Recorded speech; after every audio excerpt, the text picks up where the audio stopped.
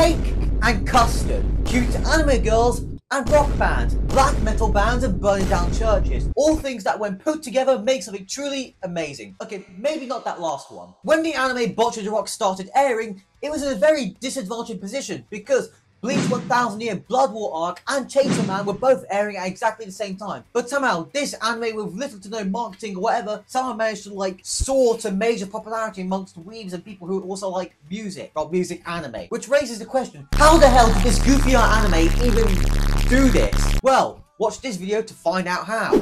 Hey there guys, I just want to let you know that currently 94% of you are not subscribed to the channel. So please subscribe to the channel this year so you can finally reach 1,000 subscribers. And once we reach that goal, I will literally review Kanajo x Kanajo x Kanajo. Anyways, back to the video. What's up? What's up? What the fuck's up, titties?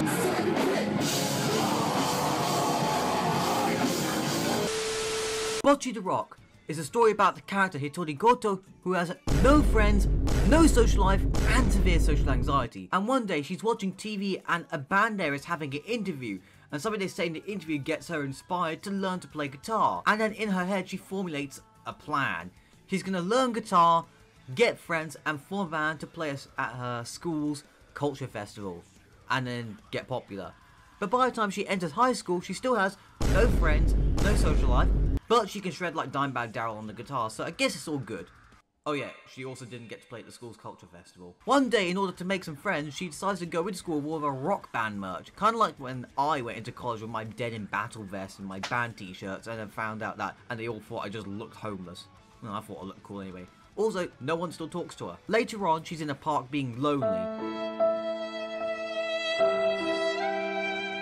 Until suddenly she's recruited by an extrovert called Nijika Ichiji. Oh god, I think I said that name wrong. To fill in for a band that is missing their guitarist. And that's when we are introduced to the two characters, Ryo Yamada and Nijika, the drummer. And when Bocchi practices with the band, her social anxiety really begins to affect her playing because she's out of sync with the band and playing at her own speed instead of playing in sync with the band. No matter how good of a guitarist you are playing at home, if you can't play with other people, you won't ever succeed in the band. And that's why some guitarists play with a metronome. Bocchi is really scared to get up on stage, so they literally just give her a mango box to play in, and which leads to a somewhat good performance, and then also a job working at the club. And at school, trying to look for a singer for the band. And then Bocchi eventually meets one person called Kita Ikoyo, who can sing, but doesn't know how to play the guitar. Bocchi convinces her to join Kesuko band, and then takes her to meet with the rest of the band. But Kita is nervous because her previous band was somewhere around that area, and then they run into Nijika.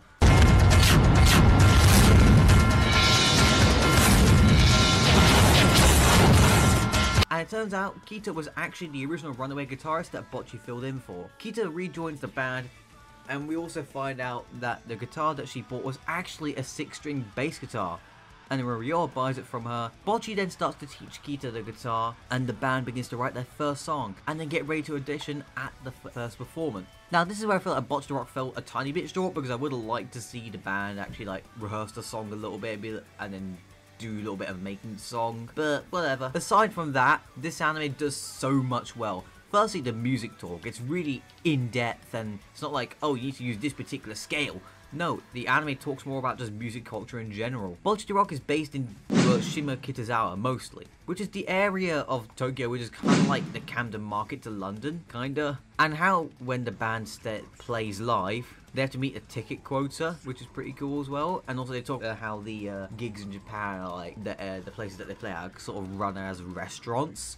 And also in the manga they reference popular J-rock music videos. And also all the characters are named after members of Asian Kung Fu generation, which is another cool thing. Also, Bocchi's meltdowns are so fucking good. It's the worst case scenario that gets played out in your head whenever you get into like a social situation. And then it gets intensified and intensified and intensified.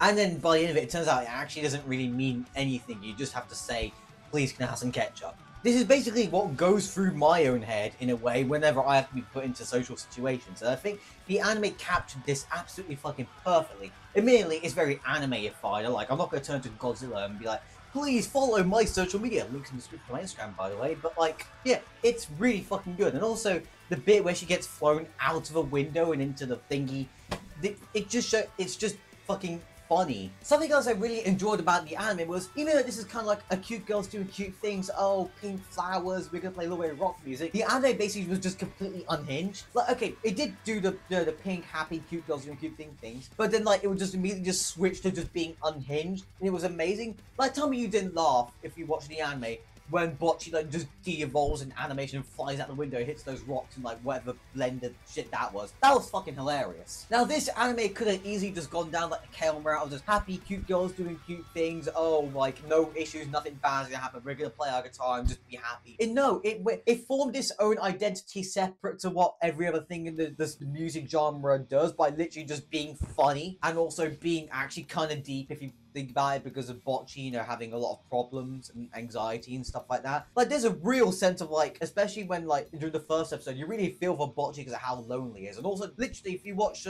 Red Joker's video about the meaning behind the song Guitar Loneliness and Blue Planet, you really begin to feel for Bocchi. Like, she is sad, kind of like me actually. Like, the comedy in the anime as well went from just like being normal to just being completely fucking wacky at certain points that it doesn't make sense. Like, Bocchi exploding and dying on multiple occasions, her becoming Godzilla. Like, it's like watching System of a Down music video thing. This anime strikes a chord with being relatable, having some really fucking good music, being incredibly funny, and also being a cute girls doing cute thing shit, and also really getting people to make a lot of Yuri about the characters. So I don't know why, but like, good, I guess. Overall, the anime was just amazing. That I've watched it at least 2 to 3 times now, and like, it's still rewatchable, and you will still find references. I even bought some of the manga recently, and the manga is just as good. So I've got to say, this anime definitely a 10 out of 10. You need to watch this. Also, if you want to see me talk about more of the attention to detail in the anime, watch this video here where I talk about the attention to detail in Bocchi the Rock. Obviously, this is an old video, but check it out,